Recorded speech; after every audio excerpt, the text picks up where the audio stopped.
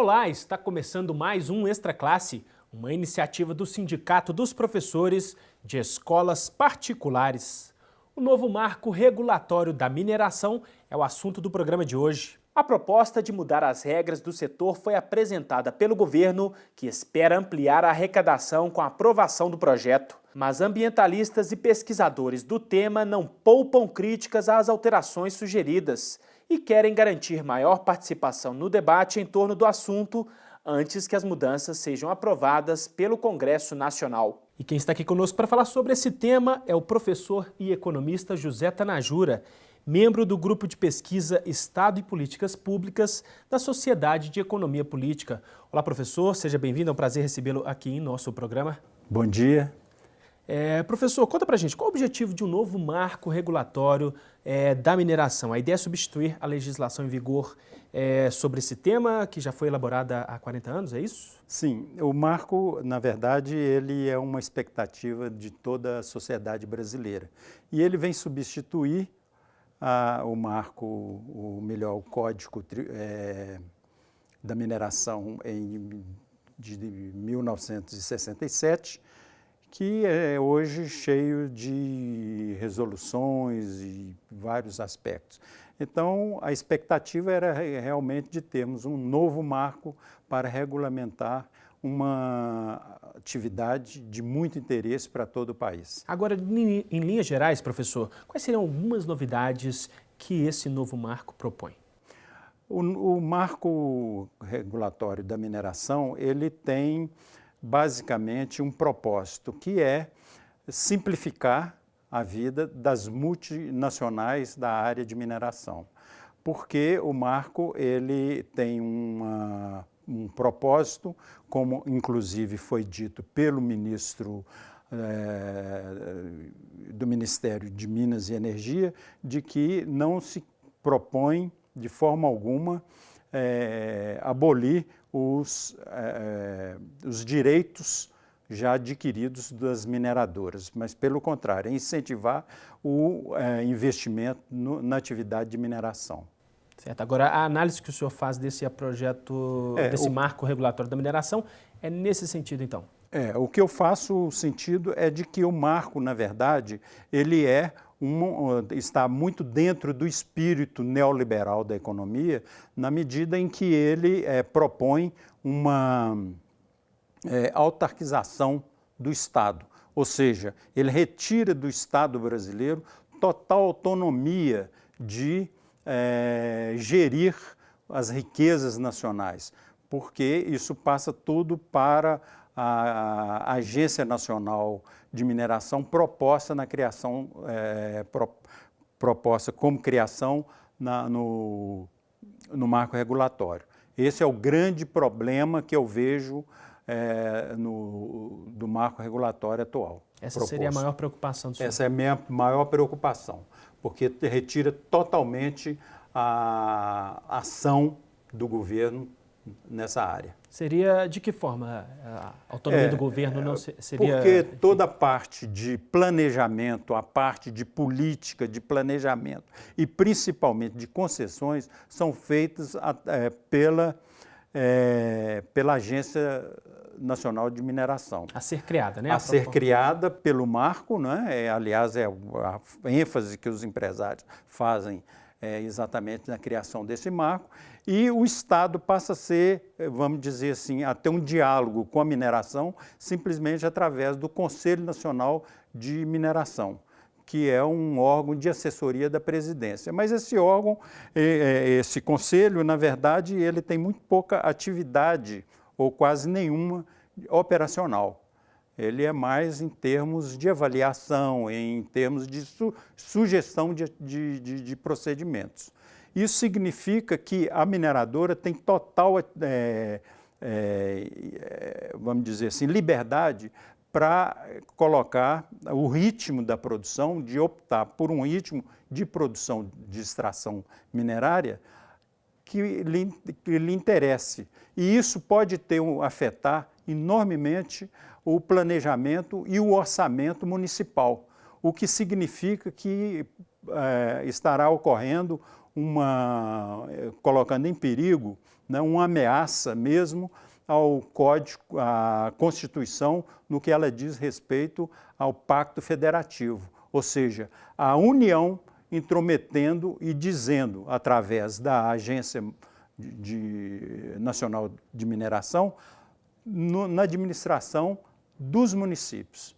Não é? Então, esse é o grande problema. E a sociedade nada tem, só tem o ônus, e o bônus fica todo com as mineradoras. Agora, professor, o senhor nos dizia também que fez um estudo desse novo marco. Quais outros pontos o senhor considera que precisa avançar também? Eu acho que o marco, em primeiro lugar, ele tem que ter algumas classificações muito claras. Por exemplo, o que ele chama de água não é tocado nesse assunto, a não ser superficialmente em termos de proteção das fontes de águas. A água é colocada como água mineral.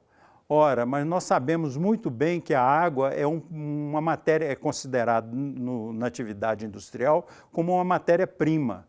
É o caso, por exemplo, das mineradoras que usam a água no processo de refino e também no processo de transporte, nos minerodutos. E essa questão não é absolutamente tratada no marco e deverá ser, com muito cuidado, examinado esse aspecto. Certo, professor, vou convidá-lo para assistirmos a uma reportagem feita por nossa equipe sobre esse assunto e logo em seguida a gente volta a conversar, vamos lá? Pois não. No dia 18 de junho, o governo federal anunciou o novo marco regulatório para o setor de mineração. O projeto vai substituir o atual Código Mineral, criado em 1967. Entre as novidades anunciadas está o aumento dos royalties da mineração de 2% para 4%, o aumento da alíquota da compensação financeira pela exploração de recursos minerais, que hoje vai de 0% a 3%, para o teto de 4%. A criação do Conselho Nacional de Política Mineral para assessorar a Presidência da República, a transformação do atual Departamento Nacional de Produção Mineral em Agência Nacional de Mineração, que vai regular o setor, e a instituição de licitações para concessão de direitos minerários. A empresa vencedora terá concessão por 40 anos, prorrogáveis por mais 20, e terá que realizar investimentos mínimos na área minerada.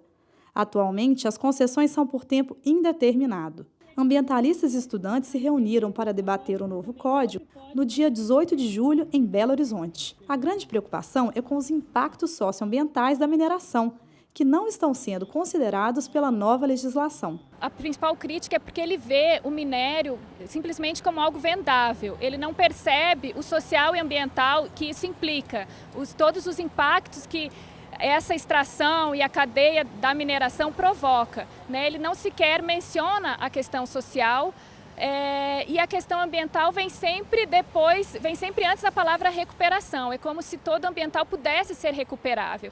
Ainda mais quando se fala a nível de mineração, que é um recurso não renovável, então como vamos recuperar isso? A proposta foi enviada ao Congresso Nacional em regime de urgência, o que não permite o debate público. Mais de 70 organizações sociais se manifestaram pela derrubada da urgência e pela abertura do diálogo com a sociedade sobre a nova lei. Não é razoável que a sociedade brasileira tenha apenas 90 dias para debater uma coisa tão central para a economia, para as questões sociais do país. Então, essa é a primeira questão. O objetivo dele é óbvio, assim, ele quer atualizar um código que estava caduco, certamente precisava ser aprimorado, mas o viés é que se libere mais rápido e com mais eficiência os projetos de mineração.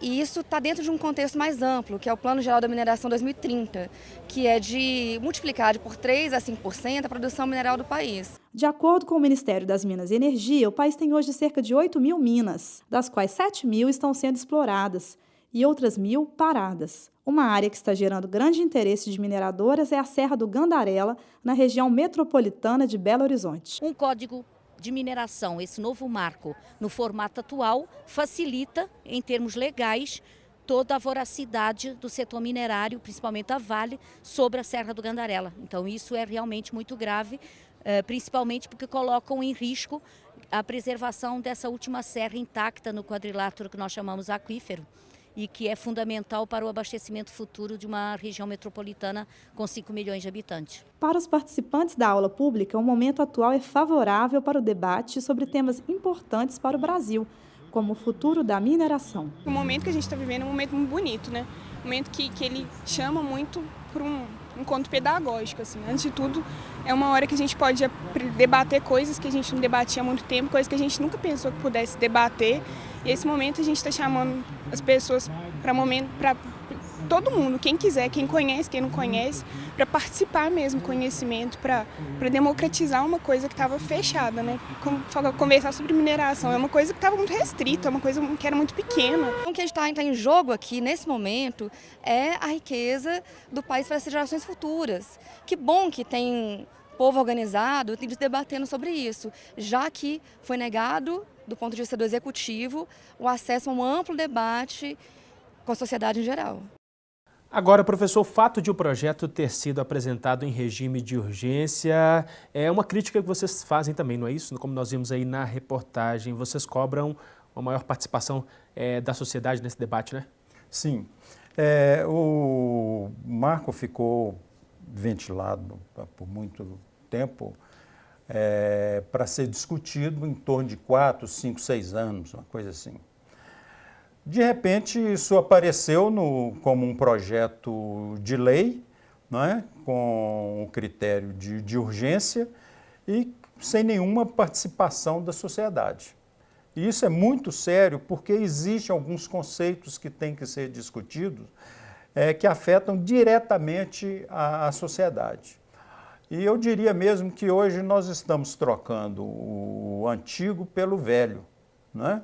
Ou seja, nós temos um marco velho, que era o código anterior, de 67, e temos hoje um antigo, porque foge totalmente os conceitos modernos de mineração. Por exemplo, usa-se muito a palavra sustentabilidade, mas caberia, e a sociedade pergunta, sustentabilidade para quem? Quem ganha com isso? Nós podemos ver que quem ganha são as grandes mineradoras, principalmente as exportadoras.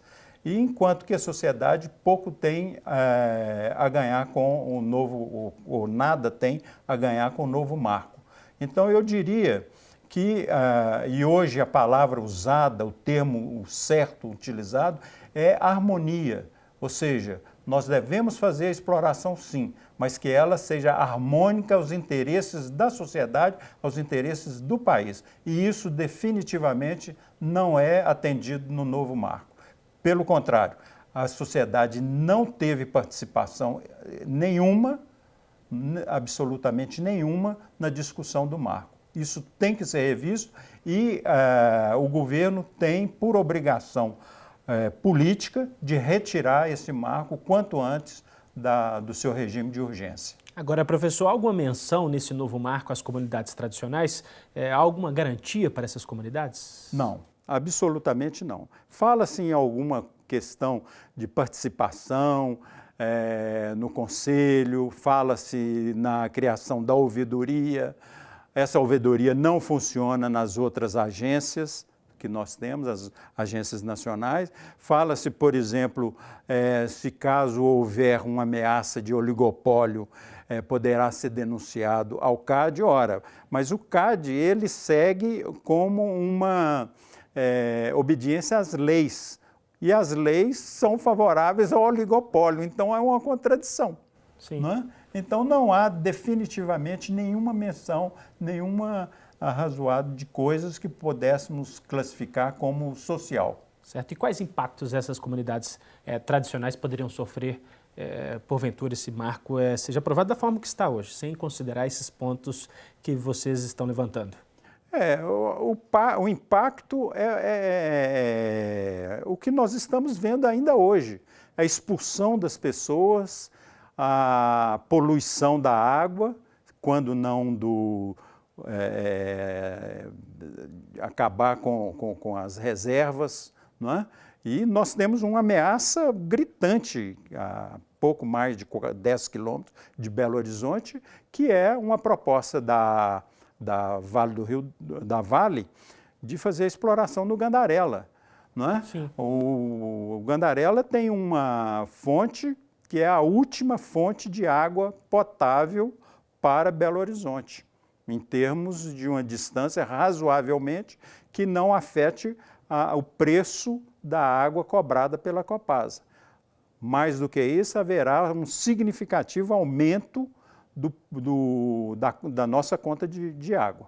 Certo. Agora, professor, qual a expectativa do senhor em relação à tramitação desse novo marco? O senhor acredita que as reivindicações feitas pela sociedade serão atendidas? Eu acho que o marco ele já veio, vamos dizer assim, no momento, não sei se para bem ou para o mal, ele veio no dia 18, no clímax das movimentações de rua no Brasil, queixando exatamente onde as pessoas reclamavam, né, reivindicavam mudanças na política, na condução da política brasileira. E a expectativa que nós temos é que a presidenta seja sensível a esse momento. E os parlamentares também que estão discutindo, né? Os parlamentares, porque já estão lá, e que escutem pelo menos a população, retirem de imediato o regime de urgência e passem a discutir a sociedade. A sociedade tem coisas para oferecer, porque é o dia a dia, o cotidiano que o novo marco está afetando, na sua forma de viver, na sua forma de se alimentar, né? Porque as coisas nessa região aumentam totalmente de preço. Sim, certo. Professor José Tanajura, agradeço a participação e a gentileza da entrevista aqui para esta classe. Muito obrigado, espero ter contribuído para o debate. Sim. Confira agora a agenda da semana. A Faculdade de Educação da UFMG recebe até esta terça, 8 de agosto, inscrições para o curso gratuito de especialização em Educação em Ciências para professores do Ensino Fundamental 1. Os candidatos devem ser graduados preferencialmente em Pedagogia e Normal Superior e ter experiência na área. Informações em www.fae.ufmg.br. As manifestações que levaram milhares de pessoas a ocuparem as ruas de várias cidades brasileiras nos últimos meses são tema dos filmes de agosto nos cineclubes do Simpro, em BH. A programação traz à tona debates sobre o poder da mídia, das multidões, da polícia e da política. Nesta terça, dia 6, o Cineclube Joaquim Pedro de Andrade exibe o filme O Ódio. Na quinta, dia 8, é a vez de Ensaio sobre a Cegueira, no Cineclube Uma Tela no Meu Bairro. Informações em www.simprominas.org.br. Você fica agora com o Simpra em Movimento.